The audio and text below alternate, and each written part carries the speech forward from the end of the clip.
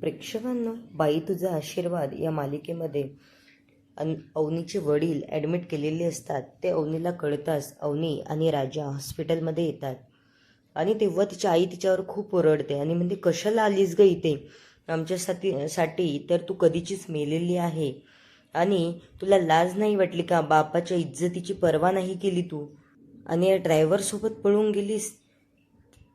तेव्हा अवनी बाजूला जाते आणि तिची आई पण थोडी बाजूला बसते आणि काहीच बोलत नसते, कारण त्यांना तिथे एक नर्स येते आणि ती खूप ओरडते आणि म्हणते, एवढ्या मोठ्याने बोलताय, हॉस्पिटल आहे हे, कळतंय की नाही तुम्हाला? नंतर अवनीची वहिनी तिला समजावते तेव्हा तिची आई बोलतच असते, म्हणत असते, अगं एका ड्रायव्हरसोबत पळून जाताना काहीच वाटलं नाही तुला? सगळ्या संस्काराची माती केली. एवढ्या दिवस आम्ही तुला लहानपणापासून तळहाताच्या फोडाप्रमाणे जपलं आणि तुला याच्यासोबत पळून जाताना थोडंही आमचा काही विचार आला नाही की आमच्यावर काय बेतली असेल? आणि प्रत्येक आईवडिलांचं असंच असतं की एक मुलगी अशी वागल्यानंतर ते काय बोलणार, हा विवान इकडून ऐकत असतो आणि यानेच चुगली लावलेली असते की अवनी म्हणाली आहे की मी माझ्या वडिलांना भेटायला येऊ शकत नाही, म्हणून ते त्यांच्या घरच्यांचा आणखी गैरसमज झालेला आहे.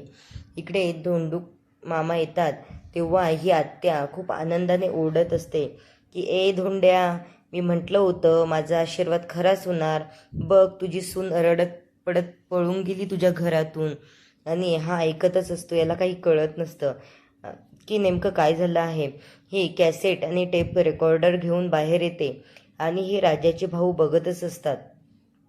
तेव्हा ती म्हणते, ए ढिंचिक लाइटिंग, बघ तुझी सून पळून गेली. मी म्हटलं होतं तुझ्या घराला बाईचा आशीर्वाद कधीच लागणार नाही.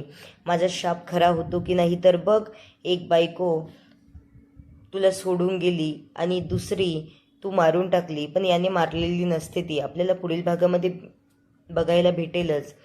नंतर ती निमी येते आणि त्या आत्याची मुलगी असते ती पण इकडे येते, पण ही आत्या खूपच जोरात डान्स करत असते आणि म्हणत असते, ए धोंड्या, बघ माझं खरं झालं की नाही?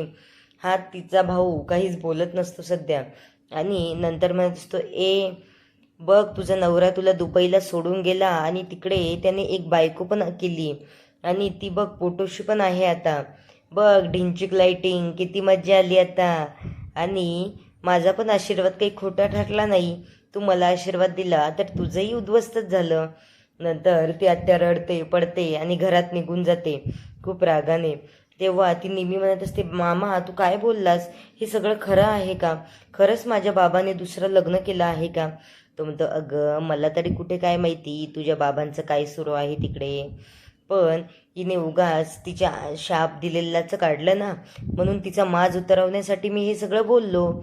तेव्हा निमी पण हसायला लागते आणि घरामध्ये जाते. इकडे तो यश दादा सगळ्यांशी बोलत असतो की हे बघा, आपल्याला बाबांना काही कळू द्यायचं नाही आहे की अवनी कुठे गेली आहे. इकडे हॉस्पिटलमधला सीन घेतला आहे. तिची आई तिच्या पुढे हात जोडते आणि म्हणते, ए बाई आता तरी घरी जा, आम्हाला तुझी गरज नाही आहे आणि तू प्लीज इथून जा, तुझं तोंडही आम्हाला दाखवू नको.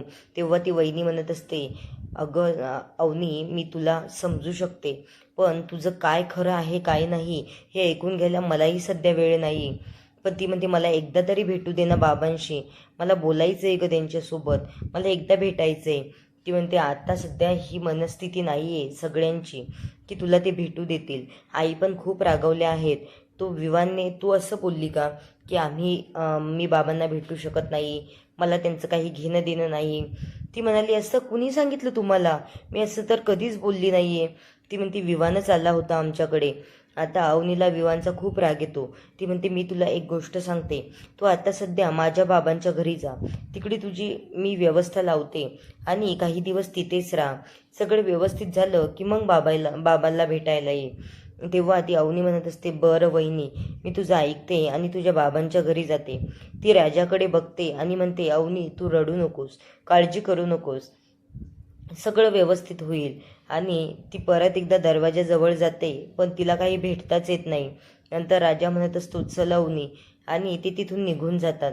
तेव्हा ती म्हणत असते, राजा हे बघ, ह्या मंगळसूत्रामुळे हे सगळं होतंय, मी हे मंगळसूत्र काढूनच टाकते. राजा म्हणत असतो, तुम्ही एवढी घाई नका करू, असं नका वागूया. ती म्हणत असते, अरे पण बघ ना, मी हे सगळं खोटं खोटं केलं आहे आणि या सगळ्यांना हे खरं वाटतंय.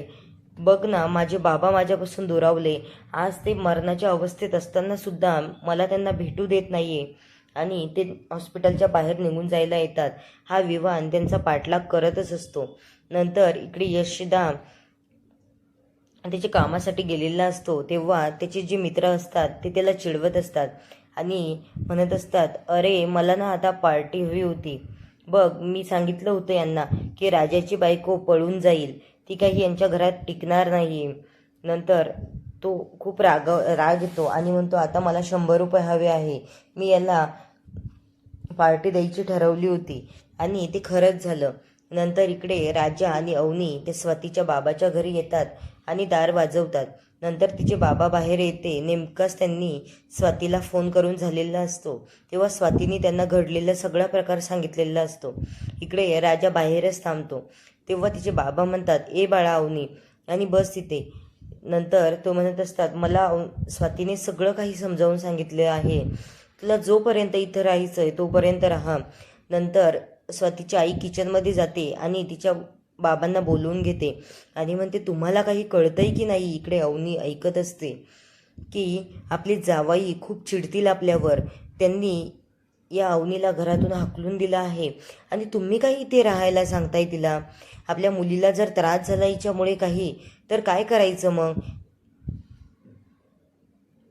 तिचे बाबा म्हणत असतात, अगं आपल्या स्वातीनेच सांगितलंय मला काही दिवस अवनीला तिथे राहू द्या म्हणून, आणि अवनीला सगळं ऐकायला येतं, पण तिची मजबुरी असते की तिला इथे थांबावंच लागतं, तिची इच्छा नसताना सुद्धा.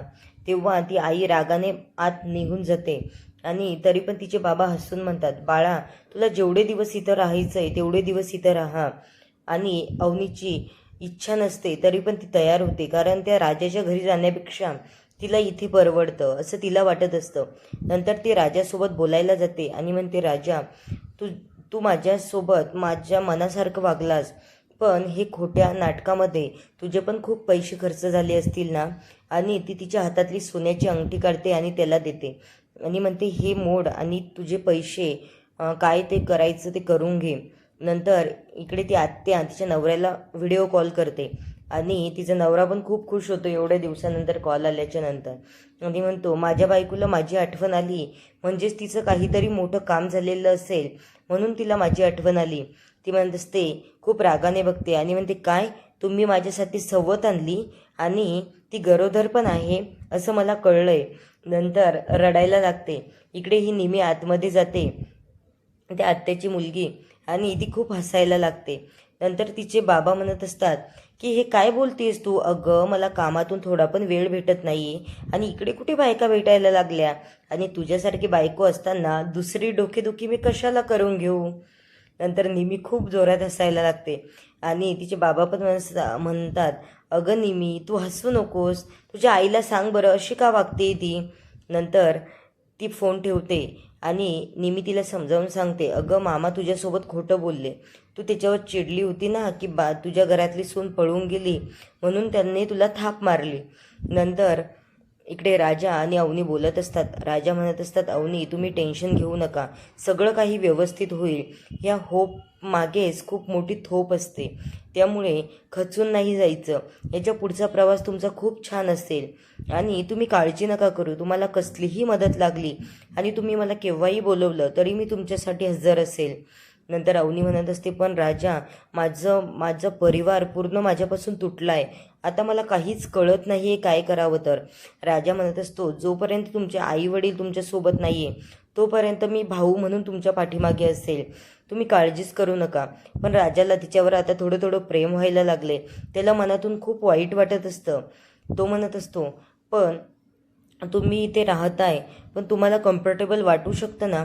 अवनी म्हणत असते, हो, कारण आमच्या वहिनीचे बाबा खूप छान आहेत आणि मला माझ्या बाबांनाही भेटता येईल हे सगळं झाल्याच्या नंतर, आणि त्यांना खरं काय ते सांगता येईल की मला विवांशी लग्न करायचं नव्हतं म्हणून मला खोटं लग्न करावं लागलं आणि माझा राजावर सुद्धा प्रेम नाही आहे, पण मला मजबुरी होती म्हणून मी ते लग्न केलं. नंतर ती आतमध्ये जाते आणि राजा बाहेरच थांबतो. त्याला फील होत असतं. त्याला निघून जायला सांगते अवनी, पण तो जातच नाही, कारण त्याला आता थोडं प्रेम व्हायला लागलंय. आणि तो म्हणतो, देवा, आत्याचा शाप किती दिवस खरा होणार आहे? आमच्या घराला का बाईचा आशीर्वाद लागत नाहीये? आणि खरंच एखाद्या बाईचा आशीर्वाद जर लागला तर आमचं घर पण नंदनवन व्हायला मागे राहणार नाही. नंतर ती पुढील भागामध्ये असं दाखवलं आहे, ती आतमध्ये जाते आणि तिचा भाऊ तिथे आलेला असतो. तेव्हा तिचा भाऊ त्या घरातून तिला हकलतो आणि राजा तिला सावरतो. राजा तिथेच उभा असतो. परत अवनीला नशिबाने राजाकडेच परत आणलंय. आता पुढील भागामध्ये काय होईल हे बघणं मात्र रंजक ठरणार आहे. पण तिचा भाऊ तिच्यासोबत खूप रूढ वागलाय आणि त्यांना खूप सुनावलं की इथे का ठेवलं या मुलीला.